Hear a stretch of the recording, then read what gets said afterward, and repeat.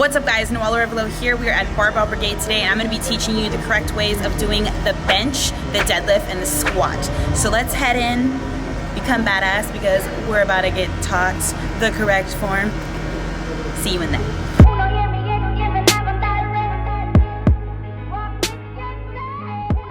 When approaching the bar to perform a conventional deadlift, you want to make sure that your feet stance is about shoulder width.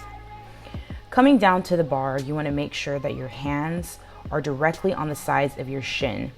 If they're further out, then that will actually make the pull longer from the floor up. Make sure to give the bar a slight tug, pulling any slack out of it like you see me doing here. This ensures that you will pull the bar in a straight line, keeping your lower back safe.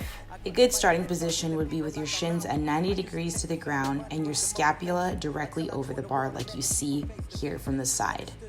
Before executing the movement, make sure to take in a deep breath and brace your abdominal wall. This is going to keep everything tight and safe throughout the movement. Once you execute the movement, you want to really make sure to drive those hips forward and squeeze the glutes as you lock out at the top of the movement. This is what's really going to grow the glutes and activate them. You want to imagine that the floor is a big leg press. When you initiate it, you want to imagine that you are bending the bar and this is going to engage your lats. Push the floor away from you, pull up, drive those hips forward, squeeze the glutes, and make sure to fully lock out the movement by slightly rolling your shoulders back.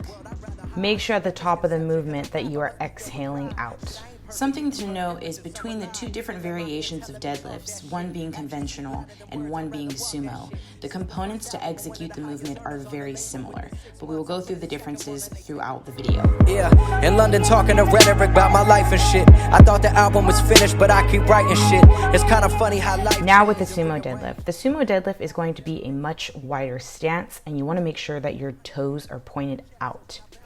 A good starting point would be to where your shins end up at a 90-degree angle when you begin to pull.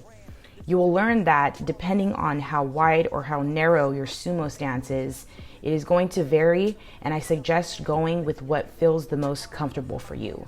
Your hand position for the sumo deadlift should be a straight line directly down to the bar. And again, the components to executing the movement are going to be very similar to conventional. You want your shins to be at a 90-degree, scapula directly over the bar, breathe, brace your abdominal wall, and pull the slack out of the bar by pretending to bend it, and that will engage your lats. The incredible album, what an incredible outcome. With the squat, there's going to be two variations as well. One is going to be the high bar, where the bar is going to rest on your upper cushiony part of your trap. And two is going to be the low bar, where you're going to slide the bar about 1.5 inches down your back, and the bar will rest on your rear delt. We're going to go ahead and start off with high bar. High bar is when the bar is going to be placed on your upper trap and the very cushiony part of it. As far as your hand placement goes, that is going to vary depending on your shoulder mobility. But with high bar, I tend to have a little bit wider of a grip. A good starting point for your foot stance would be about a little bit wider than shoulder width. And you want to make sure that your toes are slightly pointed out. Nothing near a 45-degree angle, just a slight turnout. Your midfoot is going to be your center of gravity and where you're able to exert all the force when executing the movement. You want to make sure to keep your bar path good to make sure to keep everything safe. This is when the bar is going to be directly over your midfoot as close as possible throughout the movement. It may vary a little, but try to keep it as close as possible and keep your back as upright as possible. Before executing the movement, you want to make sure to take a deep breath in and brace your abdominal wall. Going into the movement, pushing the hips back, almost imagine yourself taking a seat. Make sure every time to hit depth. And that is going to be when the hip joint goes directly below the knee joint. Something that beginners will experience a lot is that your knees want to buckle in. How I got past this is while I was doing the movement, inside my head, I cue myself, knees out, knees out. So make sure that you are having your knees out, pointed in the same direction as your toes. Then coming up from the bottom of the movement, you want to make sure that you are driving your hips forward and squeezing the glutes at the top. Once you reach the top of the movement, make sure that you exhale.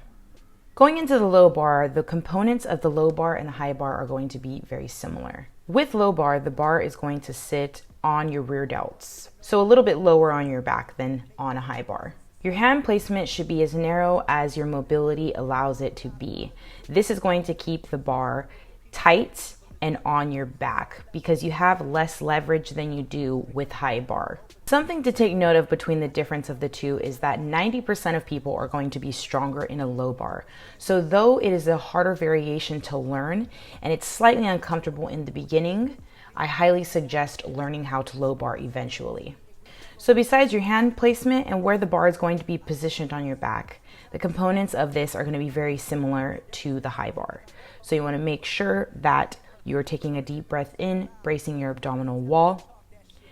Break and push your hips back almost like you're sitting in between your legs.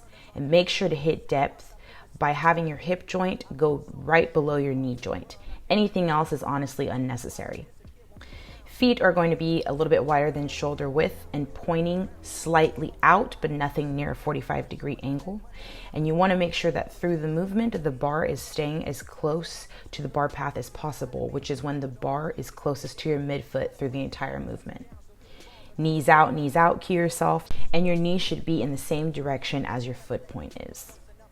Making sure to keep the spine as neutral and upright as possible. Coming up through the movement, you want to make sure to drive those hips forward and squeeze the glutes at the top, really activating them, and this is what's really going to make them grow. I used to think the fame and money was the motivation until I toured the world and met the people face to face and understood that the power. Last but not least, the bench press. You want your foot position to be as far back as possible, and you also want your foot to be very flat. This is what's going to keep you tight and the most stable. When you get onto the bench, you want the bar to be at eye height level. As far as an arch goes, I feel like there is a misunderstanding about this. Everybody should have at least a slight arch. An example of a slight arch would be what I am doing here in this video. This is going to keep everything tight and your spine the most neutral. Hand placement is also going to vary, but I find that most people have a wider hand grip like you see me doing here. If you were to be looking directly over me and my arms were to be at a 45-degree angle, that is where you're going to want your hand placement. So wherever the hand placement leaves you to where when you come down into the movement, your arms are at a 45-degree angle on each side, that is where you want your hand placement to be. Make sure your hands are fully gripping the bar on each side, and you want to, through the movement, make sure that you are keeping your wrists as straight under the bar as possible. They tend to bend sometimes, but that is where investing in wrist wraps would be very beneficial for you. As far as the breathing technique goes, before you do the movement, you want to take a deep breath, unrack the bar, exhale, take in a brand new deep breath. Then you're going to bring the bar down to your chest, and once you push the bar up to the top of the movement and lock out, that is when you're going to exhale. Through the movement, try to imagine that you are pinching your shoulder blades back together. This is also going to keep the movement tight and everything safe. Where the bar ends up when you bring it down to your chest is somewhat slightly going to vary. Mine tends to come down directly over my chest. What up guys, closing out this video, I hope this video was helpful to you and you learned something. It is super important that you are doing correct form in order to avoid injury and also be hitting the muscle groups that you want to, like the glutes, girl. Yes ma'am. And if you're going to be somebody who is lifting consistently, not only just powerlifting, investing in shoes and investing in a belt is something I would highly suggest. It's going to help you with your strength and also packing on muscle. Again, thank you for tuning into my channel, guys. I love you so much. Don't forget to like, don't forget to subscribe, and also comment below if you have any questions. Peace to the game. Trap in the dream, trap in the dream. I had a trap in the dream, trap in the dream. One trap in the dream, trap in the dream.